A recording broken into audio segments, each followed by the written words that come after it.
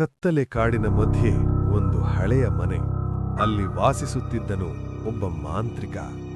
ಅವನ ಹೆಸರು ಯಾರಿಗೂ ಗೊತ್ತಿರಲಿಲ್ಲ, ಆದರೆ ಮಾಂತ್ರಿಕ ಎಂದು ಎಲ್ಲರೂ ಕರೆಯುತ್ತಿದ್ದರು. ಆ ಗ್ರಾಮದಲ್ಲಿ ಯಾರಿಗಾದರೂ ಸಮಸ್ಯೆ ಬಂದರೆ ಅವರು ಅವನ ಬಳಿಗೆ ಹೋಗುತ್ತಿದ್ದರು. ಆದರೆ ಅವನ ಸಹಾಯಕ್ಕೆ ಒಂದು ಬೆಲೆ ಇತ್ತು. ಒಂದು ದಿನ ರವಿ ಎಂಬ ಯುವಕ ತನ್ನ ಜೀವನದಲ್ಲಿ ಆಗುತ್ತಿರುವ ಅನಿಷ್ಟಗಳ ಕಾರಣ ಹುಡುಕಲು ಆ ಮನೆಗೆ ಹೋಗುತ್ತಾನೆ. ಮನೆ ಒಳಗೆ ಕಾಲಿಟ್ಟ ಕ್ಷಣವೇ ವಿಚಿತ್ರ ಶಬ್ದಗಳು, ಧೂಪದ ವಾಸನೆ ಮತ್ತು ಗೋಡೆಗಳ ಮೇಲೆ ಹಳೆಯ ಮಂತ್ರ ಚಿಹ್ನೆಗಳು ಕಾಣಿಸುತ್ತವೆ. ಮಾಂತ್ರಿಕನು ಕಣ್ಣು ಮುಚ್ಚಿಕೊಂಡೇ ಹೇಳುತ್ತಾನೆ, ನಿನ್ನ ಮೇಲೆ ಮಂತ್ರ ಮಾಡಲಾಗಿದೆ. ರವಿಗೆ ಭಯವಾಗುತ್ತದೆ.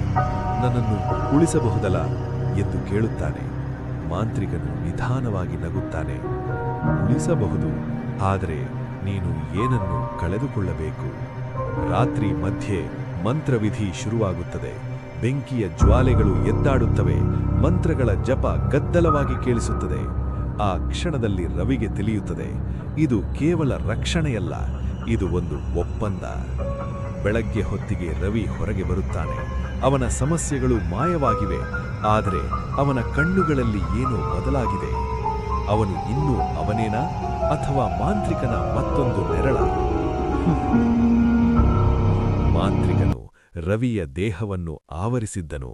ಮುಂದೇನಾಯಿತು ತಿಳಿಯೋಣ ಭಾಗ 2ರಲ್ಲಿ. ಇನ್ನು ಇದೇ ರೀತಿಯ ಹೆಚ್ಚಿನ ವಿಡಿಯೋಗಳಿಗೆ ತಪ್ಪದೇ ನಮ್ಮ ಚಾನೆಲ್ ಫಾಲೋ ಮಾಡಿ.